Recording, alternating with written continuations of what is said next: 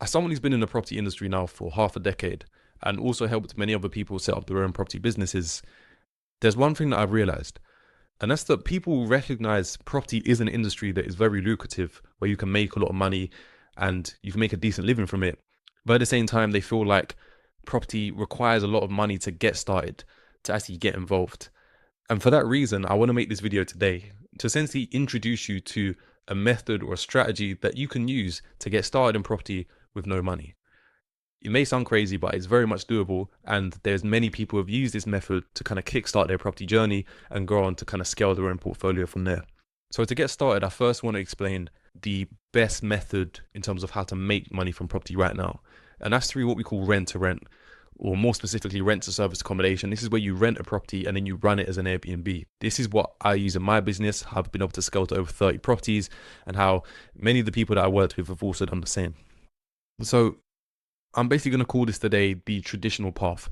The traditional path in which you can make money from property without needing to own anything. It also doesn't cost too much to get started as well. So this is sort of the process that it follows. You first find a deal. You would then pitch the particular landlord or estate agent who's advertising that property, and you get them sold on the idea of you running it as an Airbnb. You give them all the benefits of working with you. Once they agree, you then put in an offer for how much rent you want to pay, and then that offer will be accepted. Once the offer is accepted, you'll then sign a contract. So this is a company let agreement. It's anywhere from 3 to 5 years. You then pick up the keys, you furnish that property, and then you operate. Pretty straightforward. And it's just a simple, I guess, kind of flywheel that goes around where you can keep adding more properties. You can add in 2, 3, 4, 10, wherever you want to take things, and keep sort of taking on more deals. So this is the best strategy to get to sort of make money from property right now. The only downside and the problem with this is that for a lot of people, they don't have the money to kind of get started, because with rent to rent and rent to service accommodation, you need money for your first month's rent. You need money for furnishing, taking nice pictures. You've got bad bed linen and stuff. People don't always have that. You generally need at least sort of 3 to 6K to actually get started. And for a lot of people that don't have that, it can be a little bit difficult for them. And therefore, if they're starting from zero, it may take them, let's say, 1 to 2 years just to be able to sort of save up enough to be able to invest in their first deal, which no one wants to do. It's way too long. On top of that, there is the fear of risk. A lot of people are risk averse. They're scared of putting their money into something and not being guaranteed a return, because there is the chance that maybe your property doesn't get booked and then your incomings don't cover your rent and bills. So that's a potential problem. However, like I was saying earlier, there is a solution to this. And the solution is that there's a method where you can make money from property that requires no upfront investment, and there's no financial risk. Sounds pretty amazing, right? Like you can make money for something, there's no risk, there's only upside. You're probably asking, like, what the hell is this? Like, what's this craziness? Well, what it's called is deal sourcing. Deal sourcing is essentially where you find property deals, and instead of taking them on yourself, you will essentially sell them on to other operators and investors and charge them a fee. So there are people like myself who, let's say, take me as an example, I run multiple properties throughout the UK. If someone was to come to me and say, look, Elliot, I found a really good deal that you might be interested in, I might have a look and say, yeah, you know what, you're right. That is a good deal. Here's some money. Thanks for introducing me to the landlord. And then me and the landlord are going to go off and do business together. So that's kind of how it works. You get paid a finder's fee for finding deals and then introducing them to potential investors or current operators. So how does this work, like, practically? Well, what you do, the first step is you got to find a profitable deal. That's the first thing. You need to find a good property. That could be on Rightmove, OpenRent, Zoopla. It doesn't really matter as long as you find a good deal. You would then speak to that particular landlord, the agent, and say to them, look, I can see you're renting this property. I've actually got the perfect tenant in mind. What he's actually going to do is manage this property as an Airbnb. And what you'll then do is explain all the benefits again to the landlord or the agent to get them on board. And once they're on board and they say, yeah, you know what, that sounds good, you are then going to package that deal. So you're going to package it. So you're essentially going to just run the numbers, double check that the numbers make sense. You can also make a nice PDF document to kind of send out and advertise it, which goes on to the next step where you present it to investors. You're going to present it to other operators, and that could be done via WhatsApp groups. You can send it to people on WhatsApp. It could be in Facebook groups. You can have sit down meetings with potential investors, email lists. It doesn't matter, as long as you can find someone who's even wants to get started in property. This could be their first investment, or it could be someone who's already got 50. It honestly doesn't matter. But as long as someone's happy with the deal, they put in an offer and that gets accepted, the next step is the agreement would be signed. So this agreement between the landlord and then this new investor. And then step 6 is like you get paid. The investor pays you a sourcing fee for introducing them to the deal. So it's pretty amazing, right? Most standard rent-to-rent deals, you get about £3,000.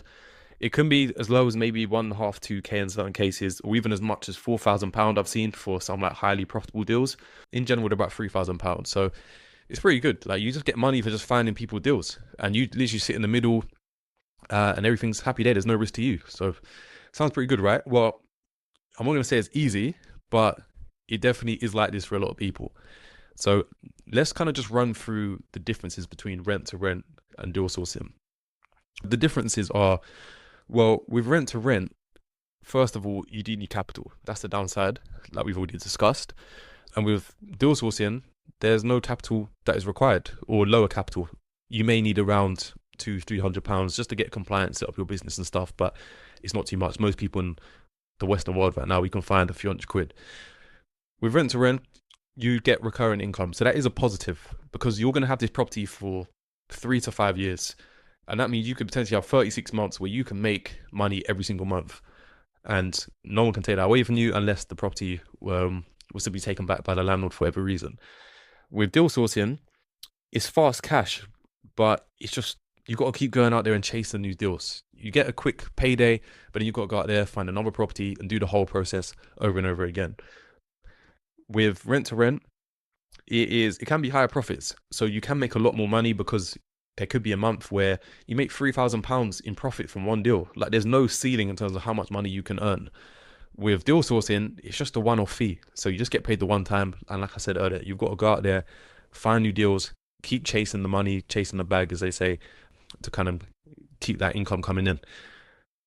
For rent to rent, there's often higher risk, because again, there's that risk that you may not get booked. Your property may not be able to cover your rent and expenses. You should be left out of pocket. So that's like a negative. With deal sourcing, like we've discussed, there's no risk involved. You can't lose. The only thing that you can lose is like your time and your energy. You go out there, spend lots of time trying to do deals, and nothing ends up going through, and you've just kind of lost a lot of time. But you can never lose any money. So if that's what you're worried about, then this could be perfect for you.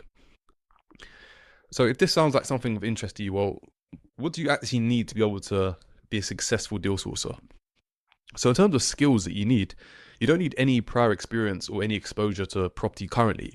The only thing that you will need is, firstly, communication skills, because you need to be able to communicate with landlords, agents, with new investors, and build a network. Ultimately, it's a people's business where you've got to be able to speak to people and try and generate opportunities. The next thing is negotiation skills. Bear in mind that the investor, or the person who takes on the deal, they're the ones that are paying you. Therefore, it's your job to negotiate on their behalf. So they may come and say to you, look, I don't want to pay that amount of rent. I want to pay £100 less than what the asking price is. Or I want 1 week's rent free. Or I want the landlord to replace the carpets in the property, something like that. So you need to negotiate with that for them. And at the same time, make sure everyone involved in the deal is going to be happy. So you're essentially the middleman. The next thing is, that's meant to say analysis skills. Those who've got good eye would notice that spot wrong. But essentially, being able to kind of spot a good deal, you need to be able to look at the market, identify if the property is going to be profitable, and find good gems. Because it's quite competitive. Like, there's a lot of people who are also trying to do deal sourcing to make money. So you need to be able to find good opportunities and be able to kind of run the numbers to ensure that they're profitable. The last thing you want to do is go to an investor and say, look, I found you a deal, and it doesn't actually make any money, because not only is that going to ruin your reputation, but they're also just going to look at you like an idiot. Like, what are you doing? So lastly, what you need is resilience. You need resilience because not every deal that you find is necessarily going to go through. Maybe the investor doesn't like the deal, or you can't seem to agree favorable terms, or you can't find anyone that is interested in the property that you found. Equally, you may be working directly with an investor. So the investor might say to you, look, here are my requirements. Here's exactly what I'm looking for. Go out there and find me that particular deal. And you may actually struggle to find the relevant property. So that is another downside. In terms of who this is not for, then, if you're watching this and you're thinking, yeah, this sounds quite good, but to be honest with you, I don't really like speaking to people, I don't like taking phone calls, then this is not going to be suited to you, because there's going to be a lot of phone calls involved. You need to communicate and speak to a lot of people like we've discussed. This is not going to be suited to you. Equally, if you're expecting passive income, yes, property is a place and it's an industry where you can make a lot of passive income, but deal sourcing is not that. It is very much about being proactive, putting in the work to generate deals. If you're not willing to do that, then it's not going to be suited to you either. Lastly, you need to obviously learn how to do the numbers, because again, you need to be able to find good deals for people. And also, if you want to avoid rejection, if you don't like being told no, you don't like rejection, then it's not going to be very suited to you.